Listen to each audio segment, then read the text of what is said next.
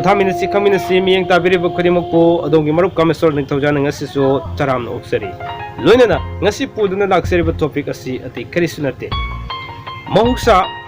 tongan ba Yumbalon Lamjing gi tangkak kayada afaba isa poknabagi amati aigi apamba isa poknabagi maramda tongan ba episode kaya ama miyamna khudon tamjakhraba matung asida ngasina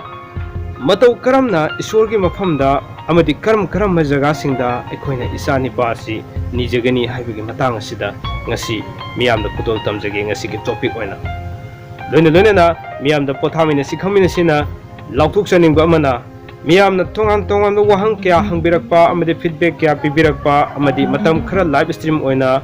Pothaminashi KHANGMINASI na miyamga unaduna wari utai sanabugi tanjama kya ama lawjaramba adu anak matam khudon chadaba kya dagi ngamkidaba adubu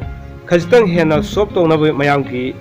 nungainaba amadi mayamgi penabagi damakta haiduna mayamgi hangbiningba wahang kya do mayamga punamak oina khaminaba yanabagi damakta Pothaminashi KHANGMINASI gi oiba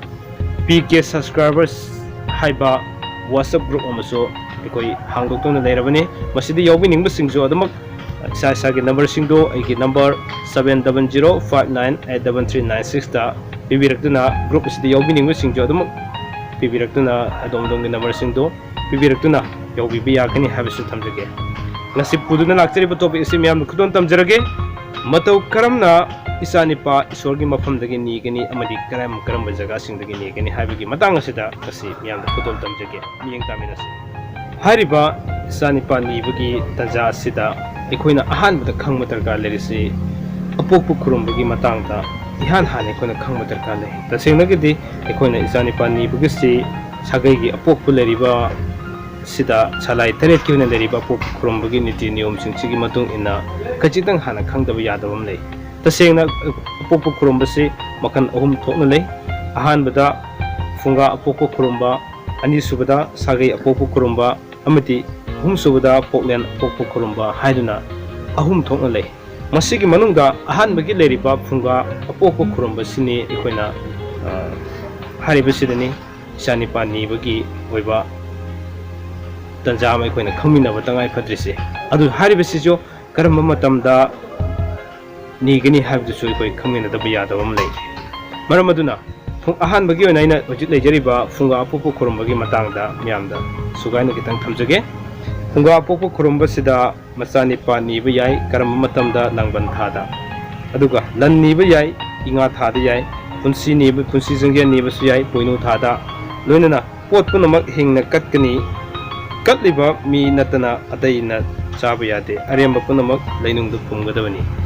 haribase sikoina funga apokpu khurumba sida funga yumgi oiba funga apokpu khurumba matam sida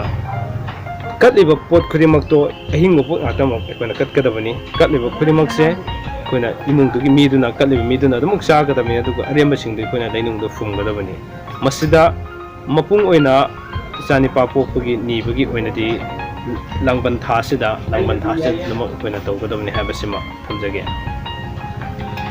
loinana ina hariba apokpu khurumba sigi lemhoriba anido haidringi mangoinana atopo oina koina Icha Nupa nibagi matang ase karamna tongnage haiba taragadi khungi lai harauba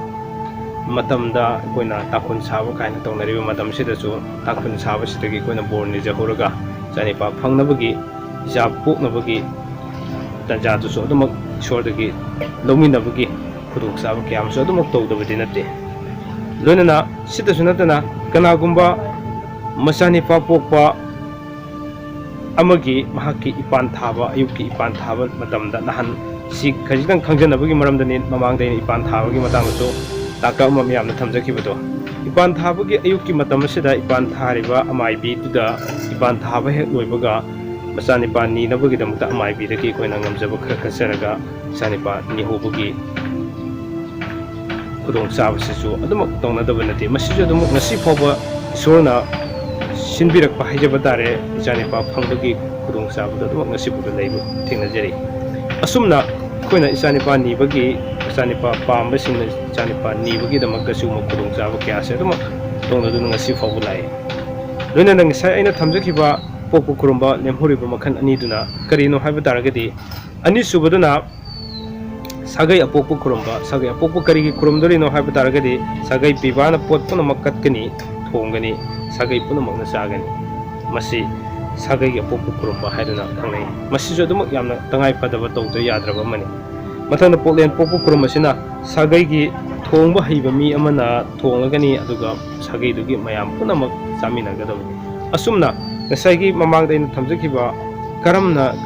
jaga sing de koina Ishwargi mafmda Icha Nupa nijagani haibuna singdo mayamna khajitang khangbuda kanaragadra khanjaduna ngasigi topic asi jantakna mayamda thamjabani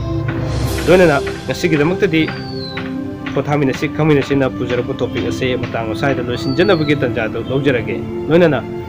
Pothaminashi KHANGMINASI bu lepa naitana miyeng tabiriba subscriber sing adumak PK channel na ngasi phawa chaurba lama nama tonsinduna laksari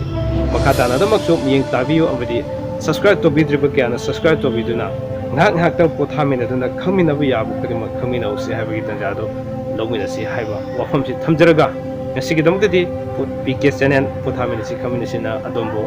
kaina naba yathang nijarge pinabirese